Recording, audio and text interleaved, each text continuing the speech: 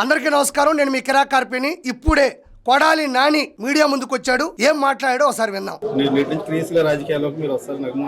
ఈ గత 6 నెలలుగా నేను కొంత రాజకీయాలకు దూరంగా ఉన్నాను. కొడాలి నాని 6 నెలల నుంచే, అంటే గత 6 నెలల నుంచే నేను రాజకీయాలకు దూరంగా ఉన్నానన్నాడు. కూటమి ప్రభుత్వం గెలిచి జగన్మోహన్ రెడ్డి ఓడిపోయి ఇప్పటికి 18 నెలలు అయింది. 6 నెలలు ఎక్కడ? 3 × 6 నెలలు = 18 నెలల్లో కనీసం సరిగ్గా ఒక్కసారి కూడా మీడియా మీదకి వచ్చింది లేదు, ప్రజల్లోకి వెళ్ళింది లేదు. కొడాలి నాని ఇలాంటి అబద్ధాలు చెప్పే కదా మనం ఓడిపోయింది. అన్నేమో ఐరన్ మ్యాన్, ఎందుకంటే ఇండియాలో ఉండేటువంటి ఇనుమంతా తీసుకొచ్చి ఇంటి చుట్టూ కట్టుకుంటాడు కాబట్టి ఐరన్ మ్యాను. నువ్వేమో మెరుపుతీగ, అటొచ్చట వెళ్ళిపోతావు అంతే. అన్నకు తగ్గట్టే మంచి బిరుదు వచ్చింది. అన్నేమో ఐరన్ మ్యాను, నువ్వేమో మెరుపుతీగ. ఎందుకంటే నాకు బైపాస్ సర్జరీ జరిగింది. ఏమో 2024 ఎలక్షన్స్ రిజల్ట్ ముందు వరకు కూడా నీకు బైపాస్ సర్జరీ జరగల. అందరికీ తెలుసు. రోజు ప్రెస్ మీట్లకు వచ్చేవాడివి, సోషల్ మీడియా ముందు మాట్లాడేవాడివి. మరి ఇప్పుడు ఎందుకు బైపాస్ సర్జరీ జరిగింది? ఎందుకు జరగాల్సి వచ్చింది? గుర్తుపెట్టుకో, నీకు బైపాస్ సర్జరీయే కాదు, నీకు నేషనల్ హైవే సర్జరీ జరుగుతుంది, రింగ్ రోడ్డు సర్జరీ జరుగుతుంది, ప్రపంచంలో ఉండేటువంటి అన్ని సర్జరీలు నీకే జరుగుతాయి. ఎందుకంటే నువ్వు పడినటువంటి చేష్టాలు, నువ్వు మాట్లాడినటువంటి బూతులు ఎక్కడికి పోతాయి? రానున్న 30 సంవత్సరాల్లో అన్నే గెలుస్తాడులే, అన్న ఏం చెప్తే చేద్దామని చిన్న పెద్ద మంచి చెడు ముందు వెనక అనే తేడా లేకుండా నారా చంద్రబాబు నాయుడు గారి కుటుంబాన్ని, లోకేష్ గారిని, వాళ్ళ సతీమణిని, పవన్ కళ్యాణ్ గారిని ఇష్టం వచ్చినట్టు బూతులు మాట్లాడినటువంటి వ్యక్తివి నువ్వు. ఈరోజు వాయిస్లో బేస్ తగ్గింది, బాడీ లాంగ్వేజ్ పూర్తిగా మారాయి. చేతులు కట్టుకున్నావు, చేతులు కట్టుకొని వినమ్రతగా మాట్లాడుతున్నావు. ఏమి అంతకుముందు ఇలా మాట్లాడలేదే నువ్వు? మరి 18 నెలల్లో ఎందుకు అన్నిసార్లు నువ్వు కనబడలేదు? ఈ రోజు తట్టక్కని ఎందుకు వచ్చావు? అన్న చెప్పాడు, కొడాలి నాని నువ్వు కనబడకపోతే నిజంగా పోయారనుకుంటున్నారు, నువ్వు వెళ్ళి కనబడు, పరువు పోతుంది అని గట్టిగా వేసినట్టున్నాడు. అన్న పరిగెత్తుకుంటా వచ్చి చేతులు కట్టుకొని నీకు నిజంగానే ఆరోగ్యం బాగాలేనట్టు, ప్రజలంటే నీకు విపరీతమైన ఇష్టం ఉన్నట్టు, నువ్వు అమాయకుడు అయినట్టు, 2024లో ఏదో పొరపాటు జరిగి నువ్వు ఓడిపోయినట్టు మాట్లాడబాక. 53,040 ఓట్ల తేడాతో ఓడిపోయినావు నువ్వు. ప్రజలు నీకెందుకు చెప్పులు దండ వేసి పంపించారు అంటే ఏమని చెప్పాలి? ఇలాంటి మాటలు మాట్లాడే కదా నిన్ను దూరం పెట్టారు. దానికోసం ఒక 6 నెలలు రెస్ట్ తీసుకోవాలని చెప్పి డాక్టర్లు చెప్పడం జరిగింది. ఏ డాక్టర్ చెప్పాడు? నీకు చెప్పింది, నీకు అడ్వైజులు ఇచ్చింది ఎవరు అంటే నీ లాయర్లు. నీకు బాగలేనట్టు, కళ్ళు తిరిగిపోయినట్టు, శరీరం అంతా పాడైపోయినట్టు లాయర్లు నీకు ఇచ్చుంటారు ఆ సలహా. నీ ఆరోగ్యం బాగాలేనట్టు చెప్పు, సానుభూతి వస్తుంది. అయ్యో కొడాలి నాని ఆరోగ్యం బాగాలేకపోయినా కూడా అతను టార్గెట్ చేస్తున్నారు అని నీకు లాయర్లు చెప్పుంటారు. లేదంటే నువ్వు చేసిన పాపాలు, నీలో ఉన్న లోపాలే ఈరోజు ఈ విధంగా చెప్పించాల్సినటువంటి పరిస్థితికి నువ్వు దిగజారిపోయావని మరోసారి గుర్తు చేస్తున్నా.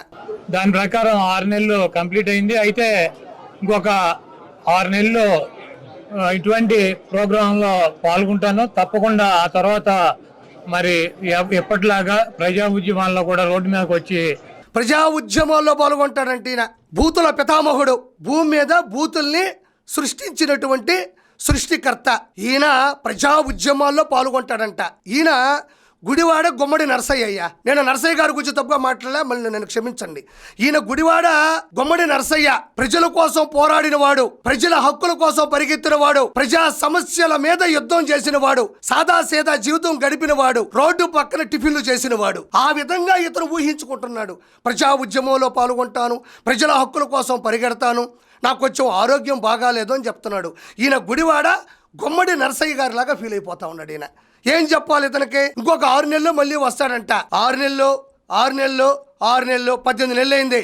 మళ్ళీ 6 నెలలు పెంచుకుంటూ వెళ్ళు. 6 నెలలు పెంచుకుంటూ వెళ్ళిన తర్వాత అన్న మళ్ళీ నన్ను దగ్గరకు తీసుకుంటాడు. మళ్ళీ ఎవరిని బూతులు తిట్టమంటే వాళ్ళని తిడదాం. ఈ రోజు ప్రపంచంలో ఉన్న ప్రతి తొలిగోడి నోట ఒకటే మాట, కొడాలి జైల్లో పడాలి, కొడితే ప్రపంచానికి వినపడాలి. ఎందుకు నీ గురించి తపస్సు చేస్తున్నారు? ఎందుకు నీ గురించి దేవుణ్ణి మొక్కుకుంటున్నారు? కొడాలి నాని లోపలికి వెళ్ళాలి, కొడాలి నాని లోపలికి వెళ్ళాలి అని ఎందుకు దేవుణ్ణి కోరుకుంటున్నారు అంటే నీ మీద ఎవ్వరికీ జాలి లేదు, దయ లేదు. ఇష్టానుసారం శాసనసభ్యుడిగా ఉండి, మంత్రి హోదాలో ఉండి, అసలు ఆ మాటలు ఎలా వస్తాయో, ఆ మాటలు ఎదుటోళ్ళు ఎలా వింటారో అనే స్పృహ లేకుండా, విచక్షణ జ్ఞానం లేకుండా నువ్వు మాట్లాడిన బూతులు అనేటివి ఈరోజు నీకు శాపం అయ్యాయి. ఈ రోజు నీకు ఆరోగ్యం దెబ్బ పడింది అని అబద్ధం చెప్పే స్థాయికి వెళ్ళిపోయావు. నీ గురించి ఒక్క మాటలో చెప్పాలంటే నాని నోరు తెరవడం, డ్రైనేజ్ డోరు తెరవడం రెండు ఒకటే. నువ్వు నోరు తెరిస్తే మాట్లాడే కంపు మాటలు, ఇబ్బందికరమైన మాటలు, సభ్య సమాజంలో ఉండేటువంటి మహిళలందరూ కూడా తలదించుకునే విధంగా నువ్వు ప్రవర్తించిన తీరు అనేది గుర్తుపెట్టుకో. జీవితంలో నువ్వు ఖచ్చితంగా జైలుకి వెళ్తావు, అందులో నో డౌట్. బైపాస్ సర్జరీలు వస్తాయా అనేది ఎక్కడ నేను ఆపలేవు. బైపాస్ కాదు, నువ్వు టైం పాస్ సర్జరీలు చేయించుకుంటున్నావు. సర్జరీ అనే మాటలు చెప్పేసి టైం పాస్ చేసుకుంటూ పోతుంటే అన్న మళ్ళీ వచ్చేస్తాడని భ్రమపడకు అని మనస్ఫూర్తి కోరుకుంటున్నా.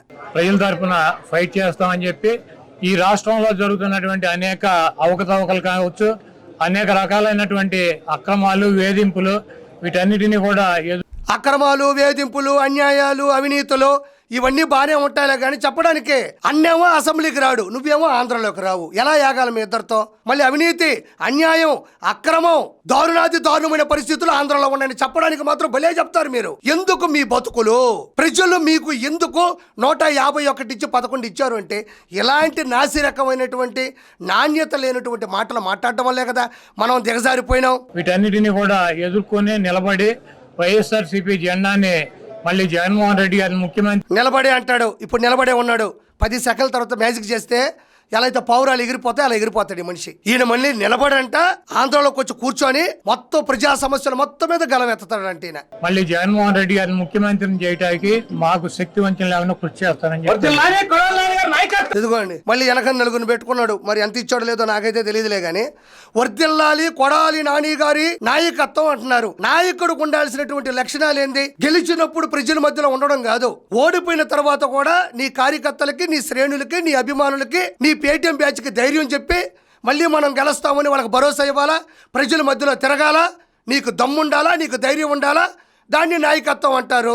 అలా కనబడి ఇలా వెళ్ళిపోయే మెరుపుతీగా నువ్వు ఎలా నాయకుడు అవుతావు? మళ్ళీ నీ వెనక రెడీగా ఉండారు వాళ్ళు, కొడాలి నాని అన్న నాయకత్వం వర్ధిల్లాలి అని. నీ నాయకుడు ఏమైపోయినాడు, నువ్వేమైపోయినావు? నువ్వు ఎగిరిపడిన తనం 2024లో నీకు ఎలక్షన్స్ ముందు రాని బైపాస్ సర్జరీలన్నీ తర్వాత వచ్చినాయి. ఫైనల్ గా చెప్పేది ఒకటే, కొడాలి నాని అనే వ్యక్తి లోపలికి వెళ్తాడు. వస్తాడా రాడా అనేది నాకు తెలియదు. ఖచ్చితంగా కొడాలి నాని గుర్తుపెట్టుకో. ఏ తప్పులైతే ఆధారాలతో సహా నిరూపించబడి చట్టానికి శిక్షకి అర్హులవుతారో అదే రెడ్ బుక్. అడ్డదిడ్డమైన గుడుంబా దాగి గుట్కాలు తిని గోండాయిజం చేసిన నీకు వెనక నుంచి జిందాబాదులు కొట్టడం, దానికి నువ్వు మురిసిపోవడం, మళ్ళీ నువ్వు నాయకుడివి. ఏ పక్క నుంచి నాయకుడు నువ్వు? కాబట్టి నువ్వు 100% లోపలికి వెళ్తావు. బయటకు వస్తావా లేదా అన్నది నాకైతే తెలియదు, నీకైతే ఖచ్చితంగా తెలుసు. ఎన్ని పాపాలు చేసావు, నువ్వు ఎంతమందిని ఇబ్బంది పెట్టావు, ఎంత దారుణంగా మాట్లాడినావు, నువ్వు మాట్లాడిన ఏకవచనాలు, నువ్వు తిట్టిన తీరు అనేది ప్రపంచంలో ఏ ఒక్కరూ హర్షించరు. నువ్వు 100% లోపల పోతా ఉన్నావు. Thank you so much.